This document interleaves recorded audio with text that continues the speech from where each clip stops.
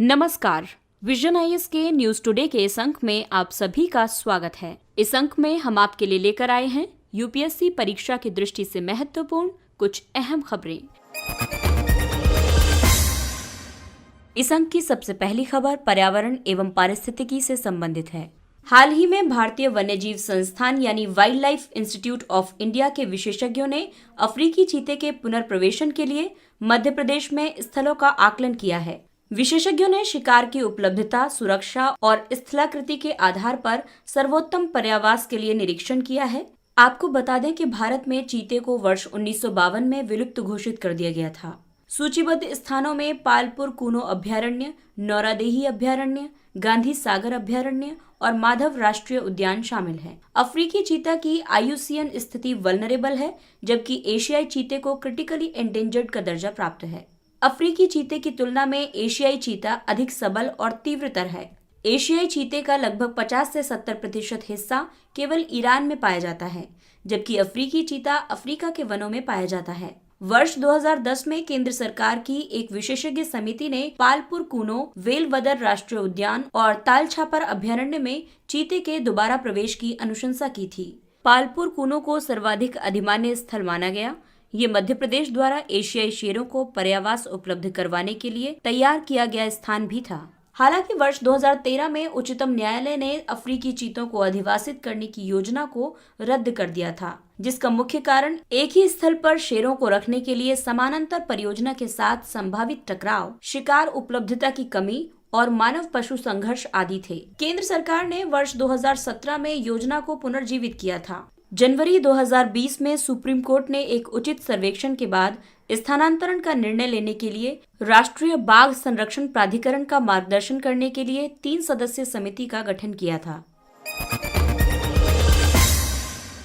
अगली खबर वस्तु एवं सेवा कर से संबंधित है। केंद्र के वस्तु एवं सेवा कर प्रतिपूर्ति के फॉर्मूले को सभी राज्यों और संघ शासित प्रदेशों से स्वीकृति प्राप्त हो गई है। जीएसटी अधिनियम में राज्यों को ये गारंटी दी गई है कि जीएसटी कार्यान्वयन के प्रथम 5 वर्षों में राजस्व में हुई किसी भी हानि की क्षतिपूर्ति जीएसटी प्रतिपूर्ति उपकर के माध्यम से की जाएगी। दरअसल जीएसटी प्रतिपूर्ति उपकर में कुछ अधिसूचित वस्तुओं पर जीएसटी के साथ साथ कुछ अतिरिक्त उपकर भी लगाया जाता है। हालांकि जीएसटी के अंतर्गत राजस्व एकत्रीकरण में आई कमी की वजह से राज्यों को जीएसटी प्रतिपूर्ति भुगतान अक्टूबर 2019 से ही देरी से आरंभ हुआ था। साथ ही कोविड-19 महामारी के प्रभाव के कारण इसमें और देरी हुई है। राज्यों द्वारा इस वर्ष 3 लाख करोड़ रुपए के जीएसटी राजस्व अंतराल का वहन करने की संभावना है, क्योंकि प्रतिपूर्ति उपकर संग्रहण केवल 65,000 करोड़ रुपए ही होना अपेक्षित है। शेष 2,35 करोड़ रुपए के संदर्भ में केंद्र सरकार ने विवरण दिया है कि इस राशि में से 97,000 करोड़ रुपए की राजस्व क्षति जीएसटी व्यवस्था के प्रक्रियागत प्रवर्तन के कारण और शेष राजस्व हानि कोविड जनित मंदी की वजह से हुई है।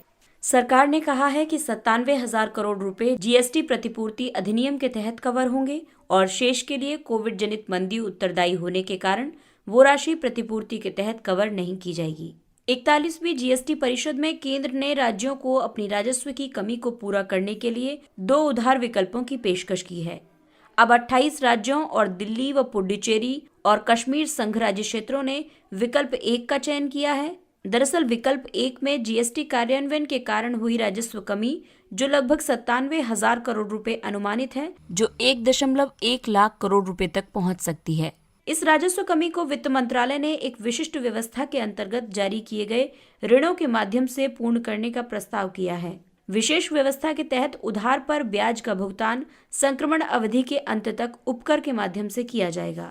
संक्रमण अवधि के बाद मूलधन और ब्याज का भुगतान आवश्यक अवधि के लिए संक्रमण अवधि से परे उपकर के विस्तार द्वारा उपकर के आगमों से किया जाएगा।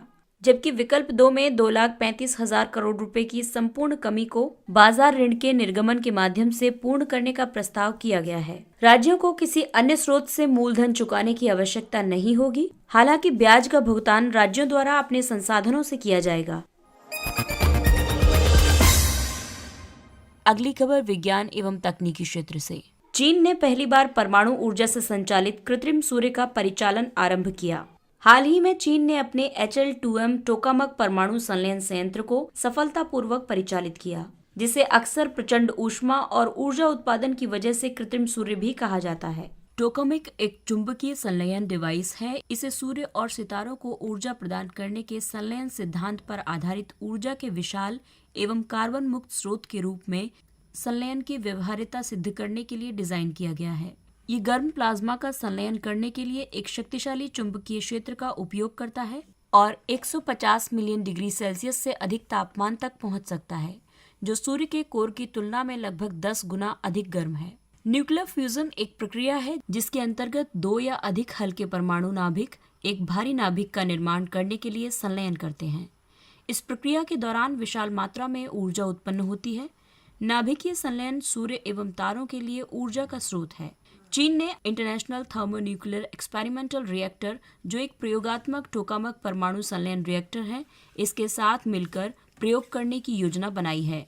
इंटरनेशनल थर्मोन्यूक्लियर एक्सपेरिमेंटल रिएक्टर के सदस्यों में चीन, यूरोपीय संघ, भारत, जापान, दक्षिण कोरिया, रूस और अमेरिका शामिल हैं।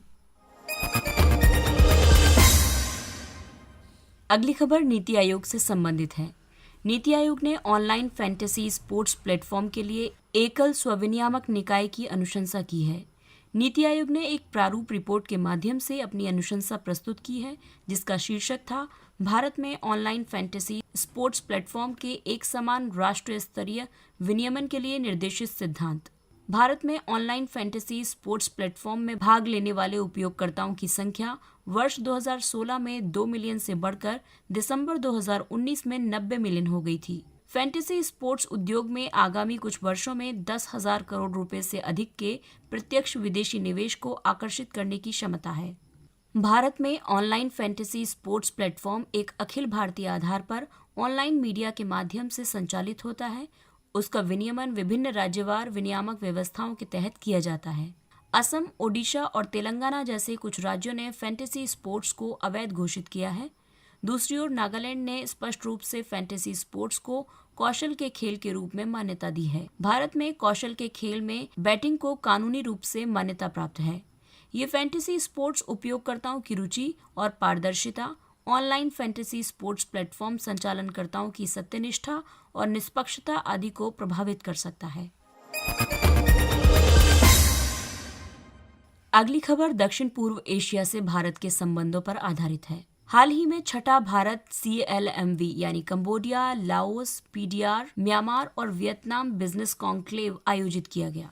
वाणिज्य और उद्योग मंत्रालय के सहयोग से भारतीय उद्योग परिसंघ यानी CII ने इस क्षेत्र के प्रमुख प्रतिभागियों के एक केंद्रित समावेशन के साथ क्षेत्रीय सहयोग को बढ़ावा देने के लिए कॉन्क्लेव को आयोजित किया। भारत ने CLMV को अंतर्राष्ट्रीय सौर गठबंधन और रेजिलिएंट सप्लाई चेन इनिशिएटिव में शामिल होने के लिए आमंत्रित किया था। भारत के लिए CLMV देशों का काफी महत्व है। उत्तर पूर्वी राज्यों से निकटता और आसियान बाजारों तक सुलभ पहुंच उपलब्ध होगी। CLMV देशों में खोजे गए कई पुरातात्विक स्थल महत्वपूर्ण ऐतिहासिक और सांस्कृतिक संबंधों को दर्शाते हैं। हाल के वर्षों में CLMV देशों ने आर्थिक वृद्धि की उच्च दर और वृहद आर्थिक स्थिरता प्रदर्शित की है। साथ ही ये देश प्रत्यक्ष विदेशी निवेश प्रवाह के महत्वपूर्ण केंद्र बन गए हैं। सस्ता श्रम और खुला व्यापार एवं FDI नीति व्यवस्था भी भारत के लिए महत्वपूर्ण अवसर प्रस्तुत करते हैं। अब आपको बताते हैं सहयोग को बढ़ावा देने के लिए शुरू की गई पहलें। भारत CLMV बिजनेस कॉन्क्लेव और मेकॉन्ग गंगा सहयोग पहल, कनेक्टिविटी को बेहतर बनाने के लिए त्रिपक्षीय राजमार्ग और कलादान बहुविध पारगमन परिवहन परियोजना। CLMV क्षेत्र में भारत निजी क्षेत्र से निवेश को उत्प्रेरित करने के लिए भारत द्वारा परियोजना विकास कोष यानी प्रोजेक्ट डेवलपमेंट फंड की स्थापना की गई है। भारत ने विरासत स्थलों के पुनरुद्धार और संरक्षण के लिए कार्य किया है, जिनमें शामिल है कंबोडिया का ताप्रोम और प्रेह विहार मंदिर, लाओ PDR का वात फू, वियतनाम का मायसन मंदिर और म्यांमार का आनंद मंदिर। आइए अब नजर डालते हैं कुछ संक्षिप्त किंतु महत्वपूर्ण खबरों पर। आयुष निर्यात संवर्धन परिषद, इसे आयुष निर्यात को बढ़ावा देने के लिए वाणिज्य और उद्योग मंत्रालय तथा आयुष मंत्रालय द्वारा संयुक्त रूप से स्थापित किया जाएगा। दोनों मंत्रालय वैश्विक व्यापार के लिए उपयोग किए जाने वाले अपने हार्मोनाइज सिस्टम कोड को मानकीकृत करके आयुष उत्पादों के अधिक निर्यात की सुविधा के लिए मिलकर कार्य करेंगे। भारतीय मानक ब्यूरो आयुष उत्पादों और सेवाओं के लिए अंतर्राष्ट्रीय मानकों को विकसित करने में सहायता प्रदान करेगा। ट्रेड रिसीवेबल ई डिस्काउंटिंग सिस्टम यानी ट्रेड्स एक इलेक्ट्रॉनिक प्लेटफॉर्म है जो कई वित्तदाताओं के माध्यम से सूक्ष्म, लघु और मध्यम उद्यमों यानी MSMEs की व्यापार प्राप्तियों के वित्त पोषण और छूट की सुविधा प्रदान करता है। ये प्राप्य सरकारी विभागों और सार्वजनिक क्षेत्र के उपक्रमों सहित कॉरपोरेट्स और अन्य खरीदारों के लिए बकाया हो सकते हैं। इस उद्देश्य के लिए भारतीय लघु उद्योग विकास बैंक सिडबी और नेशनल स्टॉक एक्सचेंज ने वर्ष 2016 में रिसीवेबल एक्सचेंज ऑफ इंडिया की स्थापना की थी। ट्रेड्स के कई लाभ होंगे, जैसे ये MSMEs को समय पर भुगतान सुनिश्चित करता है और MSMEs को क्रेडिट हिस्ट्री बनाने का एक वैकल्पिक स्रोत प्रदान करता है। साथ ही ये निम्न बट्टा दर MSMEs के लिए अधिक बचत और व्यापार के विस्तार के लिए बेहतर अवसर प्रदान करती है। शहरी गुणवत्ता सूचकांक, इसे भारतीय प्रौद्योगिकी संस्थान IIT बॉम्बे ने जारी किया है। इसने 7 मापदंडों के आधार पर शहरों को स्थान प्रदान किया है, जैसे बुनियादी सुविधाएं, आर्थिक विकास, सुरक्षा और बचाव, परिवहन पहुंच, पर्यावरणीय प्रभाव, अवसंरचनात्मक विकास और लैंगिक भूमिका आदि। इस सूचकांक के मुख्य निष्कर्षों की बात करें तो इसमें बताया गया है कि चेन्नई महिलाओं के लिए सर्वाधिक अनुकूल है और पटना सबसे कम अनुकूल है। पुरुष और महिलाओं के बीच साक्षरता दर में अंतर जयपुर में सबसे अधिक है और कोलकाता में सबसे कम है। वहीं परिवहन पहुंच की बात करें तो दिल्ली सर्वोच्च स्थान पर है, जबकि इंदौर सबसे निम्न स्थान पर है। पुणे बुनियादी सुविधाएं प्रदान करने में शीर्ष पर है, जबकि पटना अंतिम स्थान पर है। हायाबुसा 2 एक जापानी मिशन है। इस मिशन को क्षुद्र ग्रह रयुगु का अध्ययन करने और विश्लेषण करने तथा वहां से एकत्रित किए गए नमूनों को पृथ्वी पर लाने के लिए वर्ष 2014 में प्रक्षेपित किया गया था। इस मिशन की अवधि 6 वर्ष की थी। हाल ही में यह ऑस्ट्रेलिया में सुरक्षित रूप से अवतरित हुआ है। रयुगु एक कार्बनेशियस और पृथ्वी के निकट अवस्थित क्षुद्र ग्रह है। इस मिशन के उद्देश्यों में सौर मंडल की उत्पत्ति और जल जैसे अणुओं के उद्भव स्रोत से संबंधित कुछ बुनियादी प्रश्नों के उत्तरों का अन्वेषण करना भी शामिल है। भसन 4 बंगाल की खाड़ी में तलछट द्वारा निर्मित एक द्वीप है। वर्ष 2006 में ये मेघना नदी द्वारा निक्षेपित तलछट के कारण स्पष्ट रूप से जल से ऊपर आ गया था। ज्वार और बाढ़ के समय इसके जलमग्न हो जाने का खतरा बना रहता है। बांग्लादेश ने रोहिंग्या शरणार्थियों को कॉक्स बाजार के भीड़भाड़ वाले शिविरों से भसन 4 में भेजना आरंभ कर दिया है। रोहिंग्या म्यांमार के रखाइन प्रांत में रहने वाले कुछ निर्जातीय समुदायों में से एक हैं। वर्ष 2017 में म्यांमार की सेना द्वारा की गई कार्रवाई के बाद ये सीमा पार पलायन कर गए थे।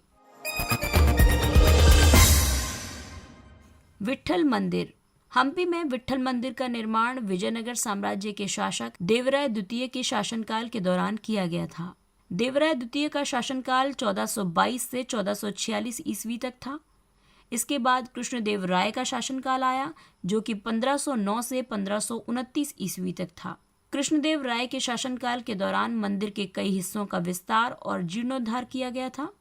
ये मंदिर भगवान विष्णु के अवतार विट्ठल को समर्पित है।